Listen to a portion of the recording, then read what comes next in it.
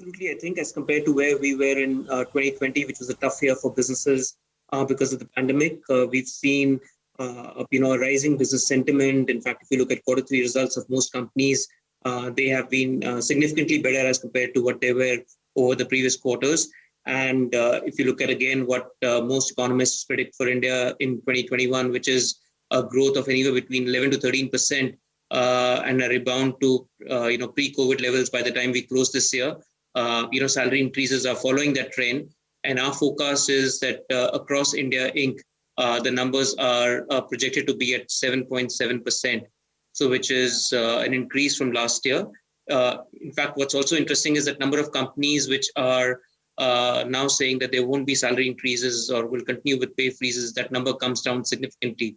So nearly 92% of India Inc. is going to roll out increases, and the average number for India looks at 7.7%.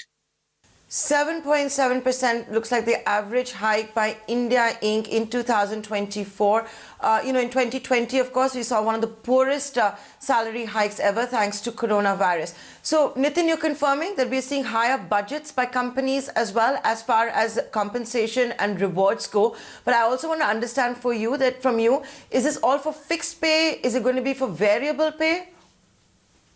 Yeah, no, we are talking about fixed pay increases here. So in that context, this is fixed pay increase of 7.7%. Bonuses in the coming year and where most Indian firms tend to pay out bonuses is end of March, early April. Those could still be slightly muted because bonuses are typically paid out for the year that's gone by. And as we know, 2021, the first two quarters were, near washouts or, subdued performance in organizations. So bonuses will still be better than what we had hoped they would have been as compared, 6 months back. But the 7.7% number that we're talking of is for fixed pay increases in the coming year. And again, this is reflective of all sectors, including sectors such as hospitality and many of the others which had pay freezes or no increases, considering what the talent market is, and they're beginning to see some rebound. They're seeing, increases in the range of 5.5%. And on the upper spectrum, we have startup organizations, where talent market has remained reasonably buoyant. Hiring has continued to happen. For many of those organizations, 2021 was a year of pivoting the businesses, looking at alternative models. And for many of them, it provided unprecedented growth opportunities. For that sector, we're seeing increases in the range of about over 10%. In fact, the startup ecosystem, as we measure it, has a projected average increase of 10.1% for 2021. Before we all celebrate the fact that salary increments are going back closer to the trajectory of pre-corona, we're not there as yet. We should point that out. But Nitin, before people start thinking, okay, I'm going to have more cash in hand, more budgets, you have spoken to more than 1,200 companies. That is a survey has spoken to more than 1,200 companies. And it seems as if this increment is not going to definitely mean more cash in hand. And that's the bad news that's now coming in, ladies and gentlemen.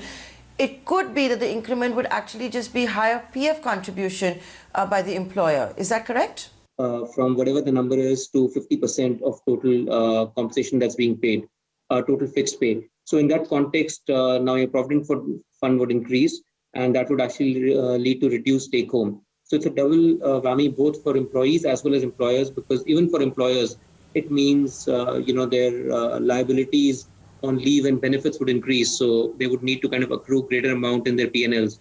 So it's in that sense, it's an impact both for employees as well as employers. So all of the 7.7% that we're projecting will not actually lead to 7.7% take home increase. Obviously, some amount does come in as take home, but there would be a part of this amount that actually would go into offset the reduction that would happen on account of the new wage code implementation. I also want to get a sense from you on what is expected to be, or who are expected to be the best paymasters in 2021. I would imagine a lot of them are going to be from the tech space, from the digital space, just with the way the world is headed. Yeah, absolutely. So, the way we look at this is not to say who is going to be best paymasters. Obviously, there are sectors that are giving out higher increases as compared to the others. So whether it's technology, whether it's the startup ecosystem, I think their increases are higher than the others. I think what's certainly happening is that certain skills will continue to draw a significant premium as compared to many of the others. So these would be data sciences, artificial intelligence, robotics, machine learning, considering the talent shortage that we have in this, and that the world's going through transformation, and many of these skills are becoming increasingly more relevant for not only existing businesses to kind of hire into this talent pool, but also for newer age companies to continue to build strength on the talent pool that they have in this segment. I think this particular segment will continue to remain under pressure, and anything associated with this and digital will see higher increases. Even when people shift jobs for these kind of skills, they're likely to get premium over as compared to any of the other skill sets out in the market. So I also want to ask you one thing, Nitin. 2020 will go down in history books for a lot of reasons, but it'll also go down for the acceleration of the digital world. Just the way we all responded to it, whether it was edtech, e-commerce, health tech, all of that. What is your survey showing up for these new age companies, the startups, the unicorns, the new age companies, and of course the gig economy? Yeah. So, a couple of interesting trends on the startup side. Like I said, I think the first one is their pay increases are higher as compared to any of the others. And that's, for many of these companies, they've continued to hire during pandemic times. They've, strengthened their business models, learned from what really needs to be done to be able to respond better. I think having more agile organizations, the fact that they need to kind of, build in robust businesses and continue to innovate and invest in, I think that's actually led them to, strengthen their business models and come out better by the time they're kind of coming out of the pandemic. But some of the other things that we're also seeing is that they're beginning to differentiate higher for their existing talent as compared to, the rest of India Inc., where most of India Inc. would pay, the ratio of 1 to 1.6 for top performers. I think the startup ecosystem is paying at 1 to 1.8. So not only do they, want to kind of pay higher for differentiated skills, even for performers that make, significantly higher impact, and retaining that talent is important for their future businesses or future performance. They're willing to kind of go out and roll out higher increases and higher bonus pays. In addition, we've also seen over the last few months for many of these companies, especially for senior talent and for hot skills, they've actually invested in equity programs, done buybacks, and they want to invest in right talent, which will actually take them and help them build stronger businesses. So overall, the startup community will see, I would say, fairly bullish increases over the next 12 to 18 months. But Nitin, wouldn't all of this also be, you mentioned buybacks, wouldn't all this also be via ESOPs, the currency on Startup Street? That's right. So it's equity programs of different kinds, whether it's RSUs or whether it's ESOP programs. So different kinds of LTI programs that are in place. So companies are investing in those programs, building buyback models. They're ensuring that not only senior teams, but even critical and key skills are ones that are eligible for many of these long-term incentives or wealth creation opportunities. Now, before I also let you go, I want to understand one thing. Work from home phenomenon that we saw in 2020. Now that the vaccination drive is underway, Aon has, of course, surveyed 1,200 companies. Will compensation at all be linked to whether companies are working still from home? A lot of them have saved budgets. They've saved a lot of money, whether it's on real estate, admin, etc. Are they passing that cost down to the employees? And the second one is, as a hybrid model emerges, will that impact compensation in 2021? Yeah. So, I'll take this answer up in two pieces. I think that's a great question. I think increasingly, as vaccination drives increase, a larger percentage of our population, including those in the working group, get vaccinated, we will see a significant getting back to work. And that would mean that over the next, especially starting Q2, Q3 onwards, we will start seeing increasing number of companies getting their employees back at work. But now, obviously, one of the big things companies have learned is that there has been cost saving. 2020 in many years was a big experiment. Working from home, work from anywhere, or letting people kind of work from tier 2, tier 3 cities was something that was being spoken of for many years, and companies were unable to execute for a variety of reasons. Now, having learned those lessons, companies will stay with some of them. For many of our clients, I think it's also been a great opportunity for them to experiment with their talent models. letting people work from home, work from anywhere has helped them save talent costs. It's also kind of helped companies relook at for what kind of jobs do you need permanent workers versus what kind of jobs potentially could gig workers come in. And also with the new wage code coming in, which provides safety and a security net for gig workers, I think companies will experiment with those talent models and kind of employ more of those.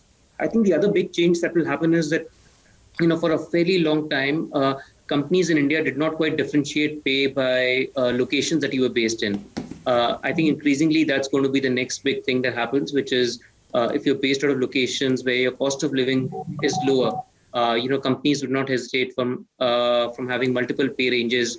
And for the same job, if someone's based out of a metro city like Mumbai versus being based out of a smaller city, a few hundred kilometers off Mumbai, your pay levels could look different to start with, from an experimentation perspective. But I think over the next couple of years, that will become a way of life for most Indian companies.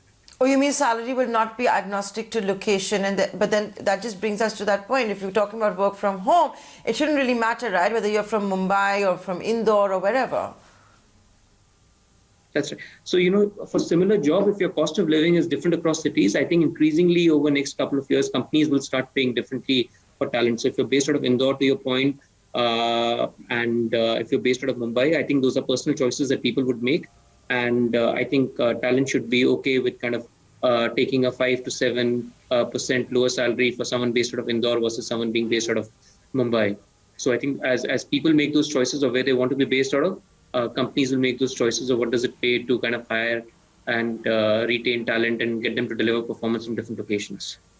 Final comments, Nitin, before I let you go. So basically, in a nutshell, if I can summarize this with you, higher budgets by companies as far as compensation goes doesn't necessarily mean it's more cash in hand, because it might be the employer's provident fund contribution that'll go up. Salary freezes are being lifted, hiring freezes are being lifted, and maybe India will be one of the best paymasters, at least among the BRIC nations. Not best paymasters, but one of those that will give the better increments. That's right. No, you're absolutely bang on. I think overall the sentiments improved. Pay increases look better in 2021 as compared to previous years. We're beginning to see significant sectoral differentiation with startup and venture-backed companies for the critical and good talent paying higher than the others. As Indian economy recovers, we think if sense of optimism prevails, we could see a couple of percentage points increase by the time we look at 2022 numbers too. Nitin Sethi, it's always a pleasure talking to you. Thank you so much for joining us today on ET Now with the details of the annual Aon survey on salary increments. Yeah, no, thank you so much. My pleasure too. Thank you.